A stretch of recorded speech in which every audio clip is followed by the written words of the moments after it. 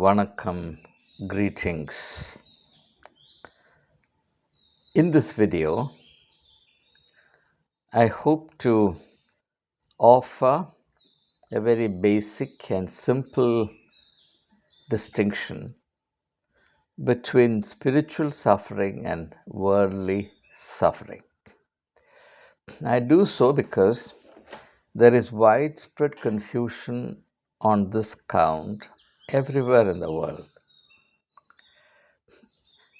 It is assumed in a very naive and baseless manner that every instance of a Christian suffering is spiritual suffering. That is to say, if a person who happens to have a Christian name, a Christian identity, happens to suffer, that suffering is spiritual or that suffering is Christian suffering. This is, if you really think of it, this is a very strange notion. If a Christian develops diarrhea, or a Christian develops fever, or a Christian develops, God forbid, cancer or madness or any life threatening illness. It is not Christian diarrhea, Christian cancer, Christian heart attack. These diseases happen to everyone in the world. Therefore, there is nothing called Hindu diarrhea, Christian heart attack, Muslim liver cirrhosis, nothing of the sort.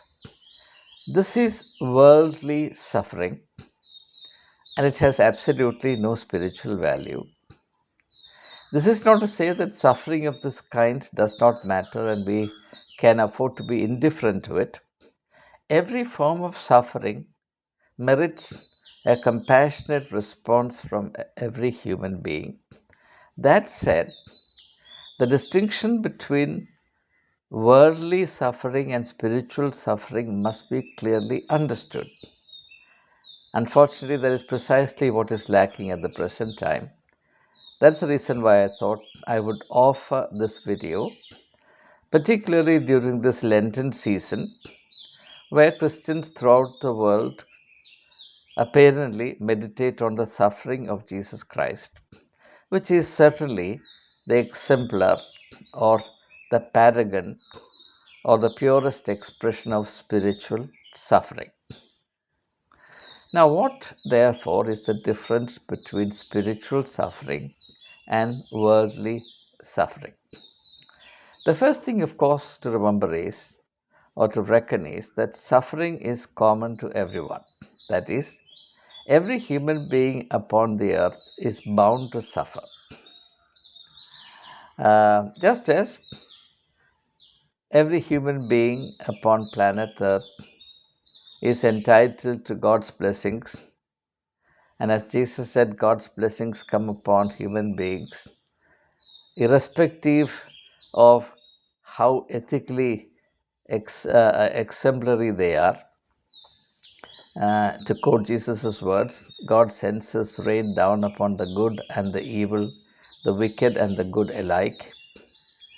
And therefore, God does not make a distinction in terms of the favors conferred between the good and the evil. This is not to say that God is morally indifferent. That would be a wrong conclusion to arrive at. But let's stay focused on the distinction between worldly suffering or mere human suffering and spiritual suffering. Now, the suffering that Jesus undertook on behalf of humanity is spiritual suffering. And therefore, by concentrating on why Jesus had to suffer, we can arrive at a reasonably adequate understanding of what spiritual suffering means. And that will then offer us a yardstick by which to measure the quality of the suffering that befalls us. And we can then come to the conclusion whether or not we are suffering spiritually or suffering merely in a worldly fashion. But let me then first say something about suffering of the worldly fashion. Now, as I said a short while ago, to live upon this earth is to suffer. Suffering is an inalienable ingredient of human existence. It is an inseparable aspect of the human condition. Now, there are various forms of suffering in this category itself. For example, there is suffering related to infections. And the fact that someone catches an infection really has no spiritual value. Though, as I said, the suffering of a person on account of an infection uh, merits our attention and merits also a compassionate response. The suffering on account of material deprivation. If a person is lazy or if a person is irresponsible with the management of his material resources, that person will come into a state of destitution, that is poverty, and poverty induces suffering of various kinds. That the fact that someone is poor because of laziness or because of wasteful living, and no matter how much that person suffers on account of the poverty resulting from this, has really no spiritual worth, no matter for how long and how intensely that person suffers. Or think of the suffering that results from accidents, injury, um, disability due to, say, war, etc., or suffering due to bereavement. A near relative dies in a theater of war or is maimed permanently in war, etc., etc. All these have absolutely no spiritual value, even if it's a very good Christian who suffers in this manner. That suffering per se has no spiritual value. Or for that matter, a Christian becomes old, as is my case.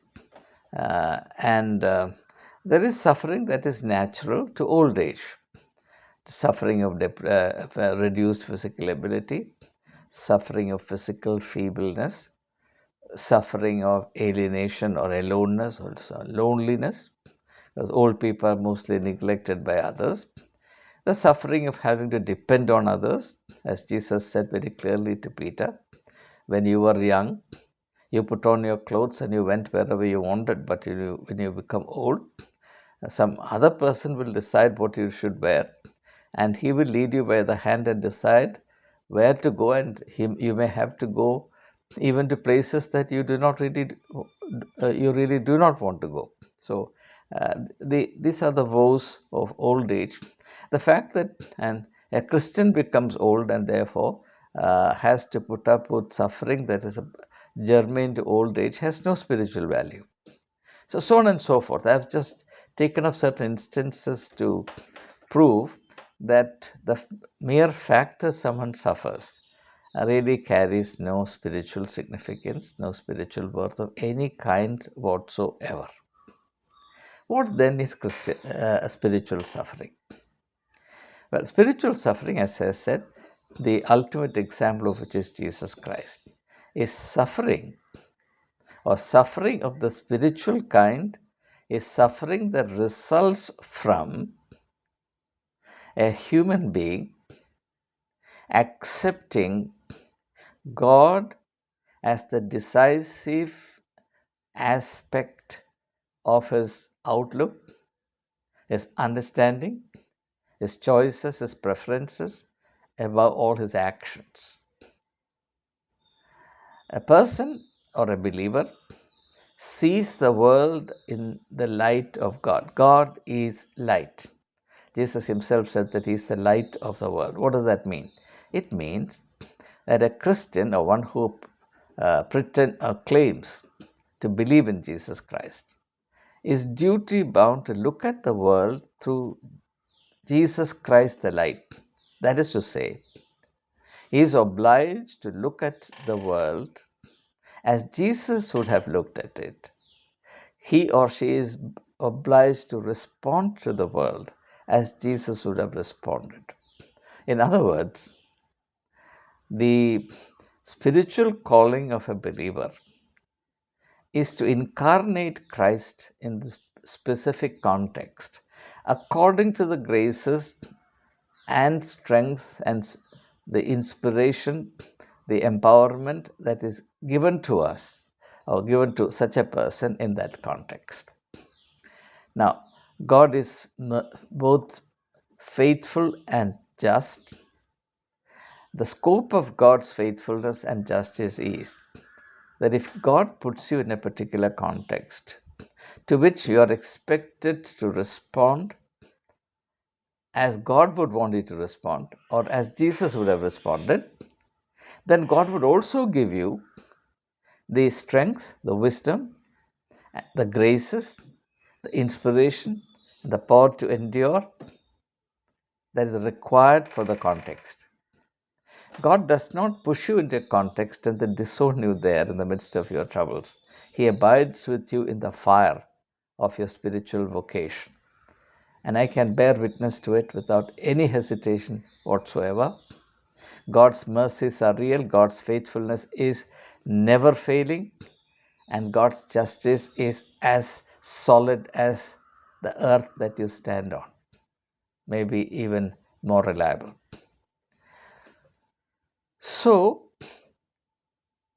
uh, the beauty, the significance of Jesus's personality, spiritual personality, is that he identified himself so completely with God the Father that he could say without any hesitation and with utter clarity, I and my Father are one.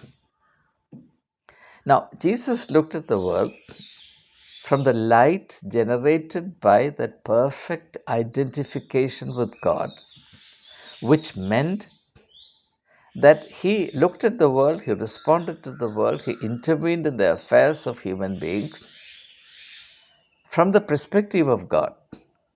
That's why Jesus said, doing my Father's will is food and drink for me. Now, when a person responds to the world, intervenes in the affairs of the world, intervenes in the affairs of individuals, institutions, movements, structures, from this perspective, from a state of perfect, complete harmony with the will of God, he is bound to suffer.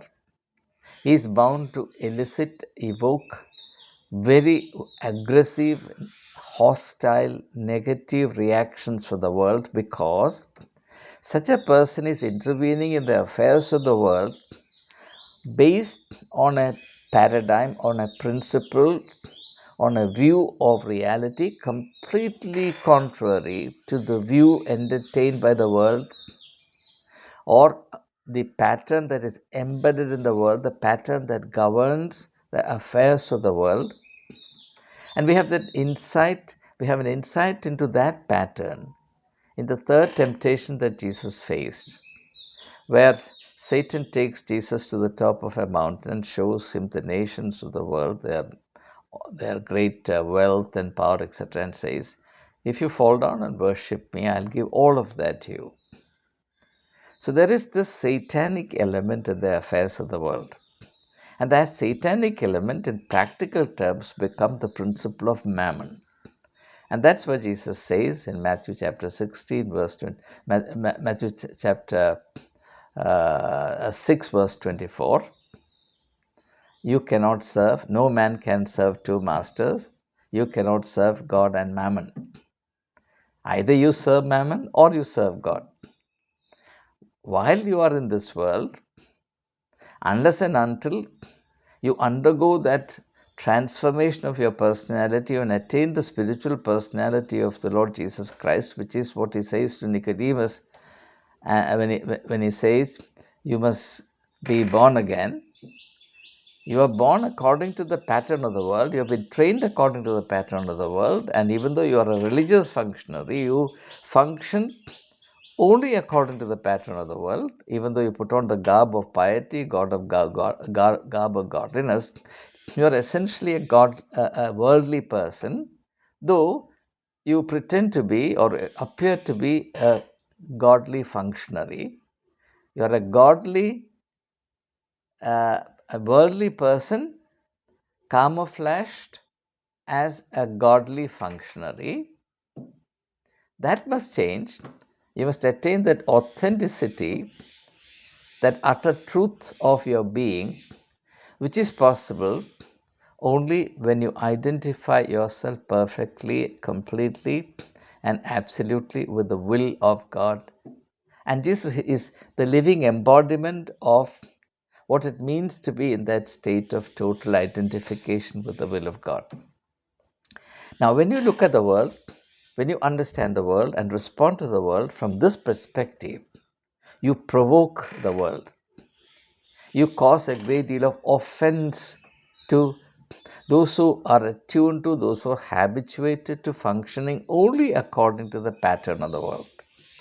And this insight comes to the fore in a very beautiful fashion in the 11th chapter of Matthew's Gospel, in which you find John the Baptist languishing in prison, sending two of his disciples to Jesus with the question, "Are you the one we have been waiting for, or should we look for somebody else?" And Jesus sends back a very, very intriguing but very significant answer. He says, "The lame walk, the blind are healed, the deaf hear, lepers are cleansed, the dead are raised, but blessed are those who are not offended at me." Now you tell me, what is there so offensive about healing the blind, the deaf, the leper, or raising someone like Lazarus from the dead? What is the offense?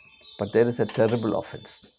That offense is not to be found, as Soren Kierkegaard argued so beautifully, not to be found in the specifics of the actions. There is nothing offensive about healing a sick person. In fact, it's a meritorious thing to do, and in our times, of course, Christian government make tons of money out of it. The offense here is not that somebody is healed.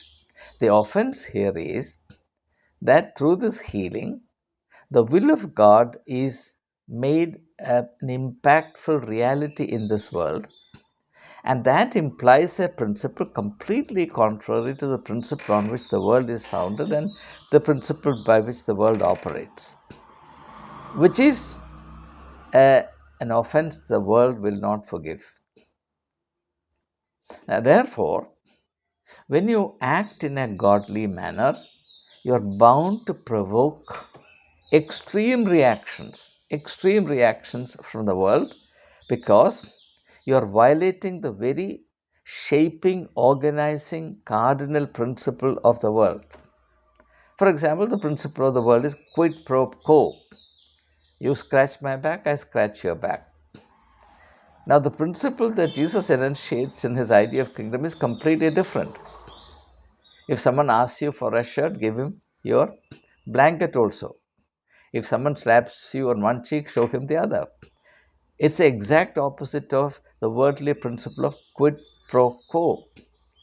It is not so much in a particular principle that the real essence lies. The essence lies in the fact that all these differences in understanding and patterns of responding emerge from the fountain spring of that difference, the very source of that difference. These are manifestations of difference. The source of the difference is an individual's complete identification with the will of God. It is this that Jesus incorporates in the model prayer that he taught. Our Father in heaven, hallowed be your name, your kingdom come, your will be done on earth as it is in heaven.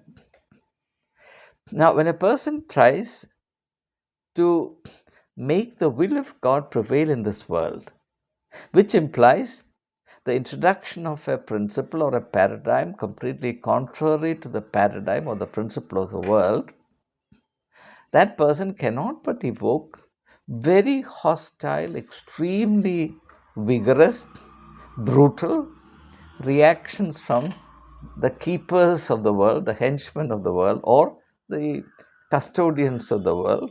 And this generates suffering. That suffering alone is spiritual.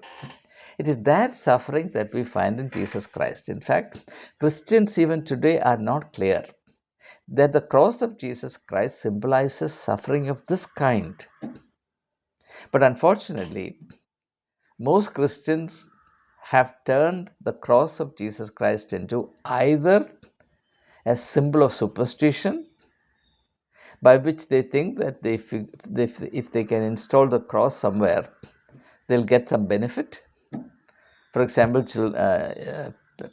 Christian parents encourage their children as they go to the examination centers to write their examinations to make some offering at a place where a cross is installed, assuming that that would please the Almighty and their sons and daughters will perform better.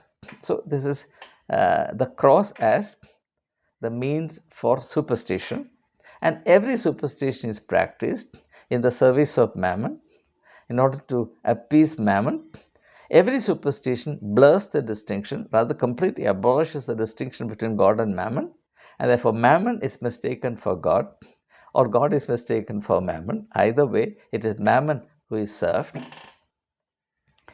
So, uh, the idea of the cross as a symbol of superstition. The second abuse of the cross is the cross as a spiritual or as a religious ornament.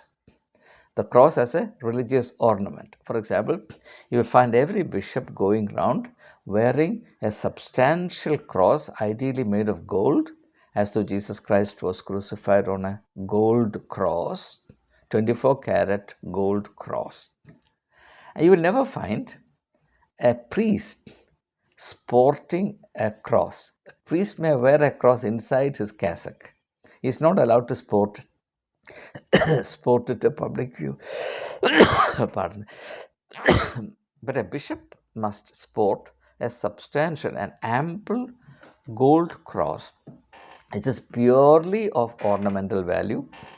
For God's sake, do not expect the bishop who sports this gold cross on his chest in a manner that cannot but be noticed by anyone, has any connection whatsoever or any internal harmony with the principle of spiritual suffering. No ornament has any spiritual value. I hope I don't have to argue that in any detail. So there is something called spiritual suffering, and there is something called worldly suffering, and the distinction between the two must be understood. Now, let me make it even clearer, but this may sound a little philosophical. And I try and exclude philosophical insights to the maximum extent so as not to complicate my presentations and arguments, but here a little bit of philosophical language is in place. Now that I've explained things up to this point, what I'm going to say will also be easier to understand. Now, let me use an illustration. You have played snake and ladder. Snake and ladder. There is something very lifelike about snake and ladder. You throw a dice, and according to the number, you move certain squares. And if you are fortunate enough, you move into a square where there is a ladder and you go up. Correspondingly, if your luck does not hold and the dice shows the wrong number, you come to a square where there is a snake and you fall into the mouth of the snake and you come down. You fall to a much lower level. That is. But now forget about the snake part. Think only of the ladder part. Now, every illustration, every material worldly illustration has serious limitations when it comes to illustrating spiritual value, spiritual ideals, spiritual realities. Even so, let me offer this in order to make it as simple as I can. Now, Jesus said he is the way. He also said he is the door. What did he mean? He meant that he is the way to something which is completely different to what the world presents. He is the door to something that's completely different from what the world offers. And what is that? Whatever the world offers is finite. This is a philosophical word, finite. Whatever God offers is infinite, infinite, finite and infinite. God is eternal, God is immortal, God has no limits, God is infinite. That's why God's mercy is unending, there's no limit to it. Nothing about God is finite, therefore, His mercy is infinite. God's life is infinite, therefore, God is immortal. God's presence has no limit, therefore, He is omnipresent. God's knowledge has no limit, therefore, He is omniscient. But human beings are limited in every respect. Therefore, we'll die. We are physically delimited. We cannot be everywhere. Our knowledge is limited. Our powers are limited, so on and so forth. Now, Jesus is the proof, Jesus is the assurance, if you like, that human beings in certain situations in their life can actually reach that doorstep of the infinite and then become part of that infinite, the world of the infinite. That particular alignment is faith. The most beautiful, the best understanding of faith brings you to the point at which you are at the doorstep, you are at the foot of the ladder that takes you to the infinite. Not after your death, but while you are in this life here and now. That's why Jesus says, if you have faith as large as a mustard seed, you will command these mountains to move and they will move. What he means to say in this poetic language is that faith takes you into the world of the infinite. And when you are in that world of the infinite, and we look at the world of finite things from the perspective of the world of the infinite, then you understand reality very differently. You evaluate the situations and possibilities of the world very differently, and then you respond to it quite differently from how others would, how the worldly responses would be. A good example of this would be St. Paul, where he says, when I think of the greatness of this state, I count everything in the world as nothing. So he says, I'm dead to the world. Now, for me to live is Christ. Now, that statement makes sense only in the particular state that I have mentioned already. When a person has moved from a state of complete identification and subjection to the world of the finite, where perceptions are also finite, where we live according to certain small goals, some financial gain, some promotion, some stroke of good luck, etc., upon this earth, to the world of the infinite, the world of the miraculous, the world of the godly. And when you are looking at the world from that perspective, your perceptions are different, your value systems are different, therefore your interventions are different, which the world will not tolerate. There will be a brutal reaction and you will have to suffer. Therefore, you will suffer not because you have done something wrong, you will suffer for the sake of righteousness. Righteousness.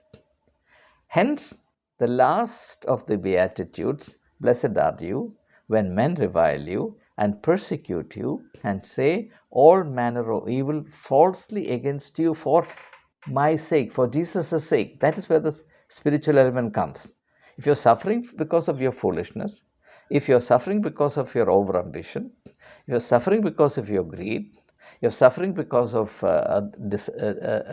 evil ways, if you're suffering because you have ruined your health through bad living, then it has absolutely no spiritual value whatsoever. But if you're suffering for my sake, suffering for righteousness' sake, seek first the kingdom of God and his righteousness. When you do that, you are bound to suffer.